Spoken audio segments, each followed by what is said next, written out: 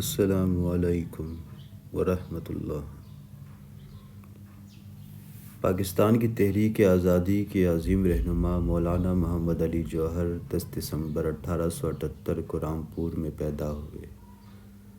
ان کی عمر بمشکل 2 برس کی تھی کہ ان کے والد عبدالعلی خان کا انتقال ہو گیا، لیکن ان کی عظیم المرتبت والدہ عبادی خاتون بانو بیگم نے، جو بیاماں کے نام سے تاریخ ہند میں مشہور ہوئی، بیٹے کی تعلیم و تربیت میں کوئی کمی نہ رہنے دی، اور جب 1896 میں MAO کالج سے BA کی ڈگری حاصل کر لی تو اعلیٰ تعلیم کے لیے آکسفورڈ بھیج دیے گئے اور وہاں سے تاریخ میں BA آنرز کی ڈگری حاصل کی۔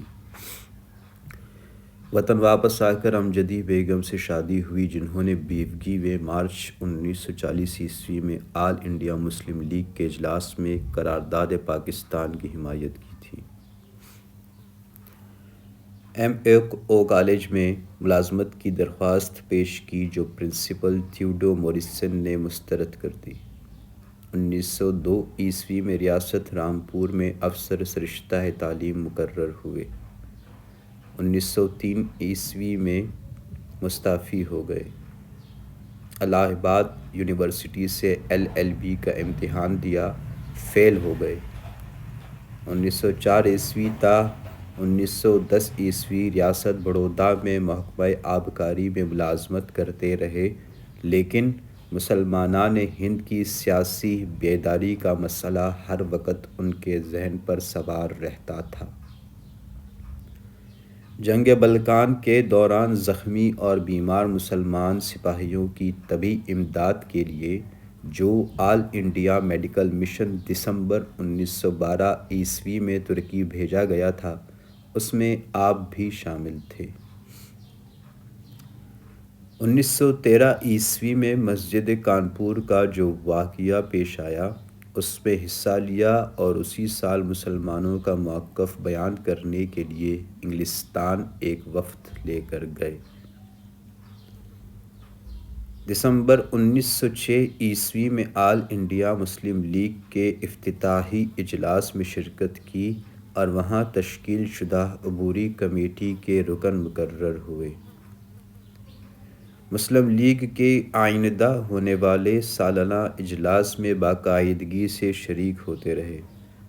مسلم لیگ کا دستور بنانے والوں میں آپ کا نام بھی شامل ہے۔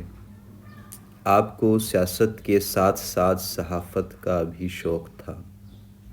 بڑودہ ریاست کی ملازمت سے مستعفی ہو کر 1 جنوری 1911 سے کلکتہ سے انگریزی ہفت روزہ کامریڈ جاری کیا۔ آپ کو انگریزی زبان پر مکمل عبور حاصل تھا۔ آپ کی شاندار تحریروں اور انگریزی حکومت پر شدید نکتہ چینی کے باعث کامریڈ کو بہت جلد ملک گیر شہرت حاصل ہوئی۔ چنانچہ انہوں نے اپنا دائرہ اثر بڑھانے کے لیے 1913 میں دہلی سے روزنامہ ہمدرد جاری کیا، لیکن حکومت پر تنقید اور 1914 میں خلافت کے مسئلے پر ترکی کی حمایت کرنے سے حکومت ناراض ہو گئی اور ان کے دونوں اخبارات بند کر دیے گئے۔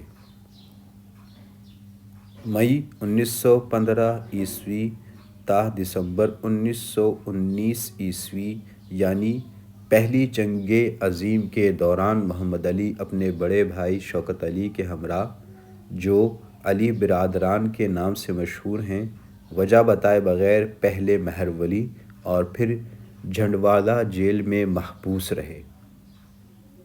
انہوں نے گاندھی جی اور نیشنل کانگریس کو ساتھ ملایا اور انگریزوں کے خلاف تحریک خلافت اور تحریک ترک موالات شروع کی۔ انہی تحریکوں کے دوران گاندھی جی بطور لیڈر نمایاں ہوئے۔ انہیں بام عروج تک پہنچانے میں علی برادران کا بڑا ہاتھ تھا۔ دسمبر 1919 میں رہائی کے بعد امرتسر میں کانگریس کے سالانہ اجلاس میں مولانا کا شاندار استقبال ہوا۔ جنوری 1920 میں خلافت کے مسئلے پر وائسرائے سے ملنے والے ہندو مسلم وفد کی قیادت کی۔ 1921 میں گاندھی کی معیت میں تحریک عدم تعاون اور تحریک خلافت کے سلسلے میں پورے ملک کا دورہ کیا۔ فروری 1921 میں خلافت کانفرنس منعقدہ لکھنؤ کی صدارت کی۔ جولائی 1921 میں آل انڈیا خلافت کانفرنس منعقدہ کراچی کی صدارت کی اور انگریزوں کے خلاف ایسی باغیانہ تقریر کی کہ انہوں نے بغاوت کے جرم کے تحت مقدمہ چلایا اور 2 سال کی قید بامشقت کی سزا سنائی۔ MAO کالج علی گڑھ کی انگریزوں سے وفاداری سے مایوس ہو کر 19 اکتوبر 1920 کو مسلم نیشنل یونیورسٹی قائم کی جو جامعہ ملیہ اسلامیہ کے نام سے اب تک قائم ہے۔ اس کے پہلے امیر مقرر ہوئے۔ انہی کی کوششوں سے قائد اعظم مسلم لیگ کی طرف راغب ہوئے، حالانکہ وہ کٹر کانگریسی تھے۔ کانگریس سے ان کے اختلافات 1925 میں سامنے آ گئے تھے۔ 1928 میں مولانا نے نہرو رپورٹ کی مخالفت میں کانگریس سے استعفیٰ دے دیا اور قائد اعظم کے 14 نکات کی تیاری میں اعانت کی۔ 1930 میں گول میز کانفرنس میں شرکت کے لیے لندن گئے۔ وہاں انہوں نے خطاب کرتے ہوئے کہا کہ اب وہ ایک غلام ملک واپس نہیں جائیں گے۔ وہ ایک غیر ملک میں بشرط یہ کہ وہ آزاد ہو مرنے کو ترجیح دیں گے۔ اگر آپ ہندوستان کو آزادی نہیں دیں گے تو پھر ان کی قبر کے لیے جگہ دینی پڑے گی۔ ان کی یہ خواہش حرف بحرف پوری ہوئی۔ اس خطاب کے بعد مولانا کی طبیعت زیادہ خراب ہو گئی۔ وہ ہندوستان ہی میں علیل تھے اور ڈاکٹروں نے انگلستان کا سفر نہ کرنے کی ہدایت کی تھی۔ 4 جنوری 1931 مولانا محمد علی جوہر کا لندن ہی میں انتقال ہو گیا اور انہیں بیت المقدس میں دفن کیا گیا۔ انا للہ و انا الیہ راجعون۔ استغفر اللہ ربی من کل ذنب اذنبتہ عمدا او خطاء سرا او علانیۃ واتوب الیہ۔ استغفر اللہ ربی من کل ذنب اذنبتہ عمدا او خطاء سرا او علانیۃ واتوب الیہ۔ استغفر اللہ اللہم اجرنی من النار۔